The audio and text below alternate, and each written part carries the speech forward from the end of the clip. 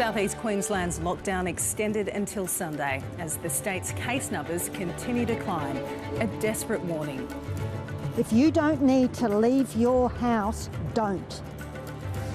Defence Force troops hit Sydney's streets as an outbreak at an aged care facility grows. An athlete from Belarus offered humanitarian visas after Olympics officials stopped her from returning home against her will. And in hot water, could the price of your cup of coffee be about to go up?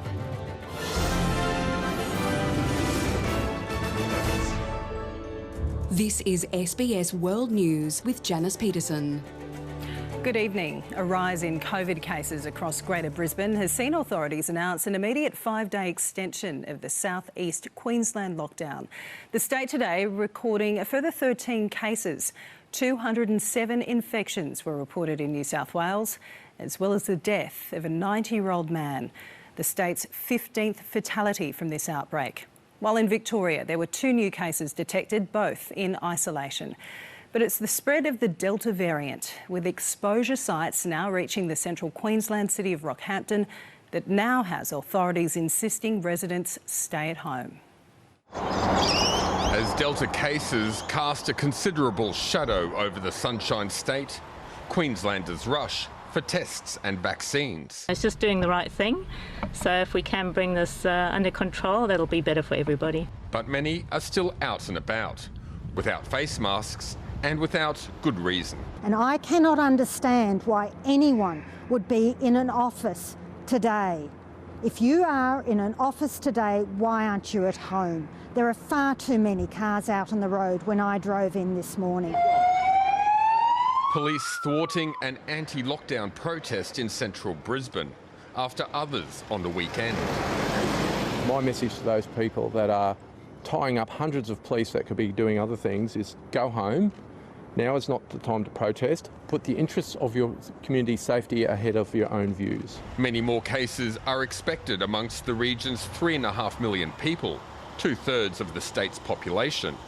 And the path of the outbreak, still unclear. So I don't know where the missing link is. All I know is we had 2 people arrive from overseas into the Brisbane International Airport on the 29th of June, and now this outbreak, 29 additional people later, are all clustering with those 2. The outbreak is focused on schools in inner city suburbs. Initially 2, now 6 reporting infections among staff and pupils. 10 of today's 11 local transmissions among children under 10. School is out too for the rest of Greater Brisbane. Senior exams delayed until October, amid fears children are the virus's main transmission path. But despite the Delta cases doubling, Dr Young stands firmly by Atagi's advice. I said I didn't want 18-year-olds to have AstraZeneca, and I still don't. Central Queensland is bracing itself after an infectious person from the southeast visited the Rockhampton area. Economic damage is mounting. The latest casualty, Brisbane's annual Ekka, cancelled for a 2nd year running. I know that's sad and disappointing for many, many Queenslanders who love their annual ritual, their annual trip to the Ekka. We just can't afford to have an event like that where people travel into town, circulate in large numbers. The risk is just too great. But some relief is at hand. A $260 million support package for Queensland businesses from the state government. Up to $5,000 grants to all Queensland businesses, coming with this health warning. The Delta variant is dangerous, the Delta variant is dire, but most importantly, the Delta variant is deadly.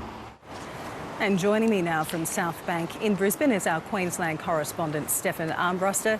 Good evening, Stefan. Tell us how are residents reacting to today's news of the lockdown extension?